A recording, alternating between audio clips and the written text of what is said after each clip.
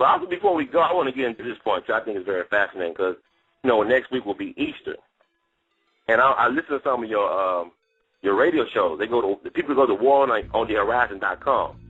And you said Jesus must go. You did this interesting take on religion. You basically called Jesus a homosexual in the past. And I just wanted to get your point. Like, what do you mean by, why did you think of Jesus being homosexual? And I'm going to try to do this quickly because I know we want to get to the phone line.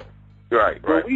When we did the research of the history of that, what we find is the Jesus story is a story that's stolen from Africa. And without getting into the whole story, in our story, it was Asar, who was a man, Aset, who was a woman, and Haru, which was a child. When the Europeans stole our African story and they created their Trinity, they had a problem because Aset was a female. Originally, in the Christian story, the Mary, Mother of God, was very, very prominent. But because European culture is homosexual, that's why you see the Roman Catholic priests, the Roman Catholics. That's why the priest can't have sex with a female, can only have sex with little boys.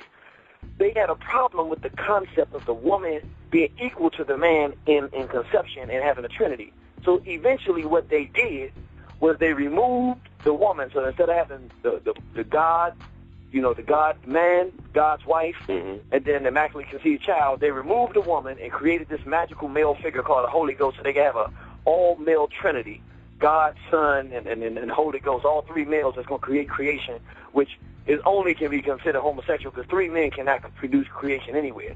So then when we looked at it and looked at how did they get the Jesus Christ character that they took from Asar and Haru, what we see is they used homosexuals to actually, when they painted them, Michelangelo painted his homosexual uncle who was a prisoner in jail. He painted his homosexual uncle, and that's the image we get of Jesus when we say Jesus, who he was really a homosexual. So what I'm saying is, we're not saying that God is a homosexual.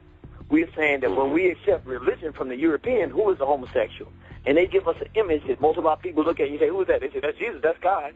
You can look at him now with your new eyes and look at him and say, okay, I have to admit, if I saw this guy walking down the street right now, I'd say, this dude is a punk.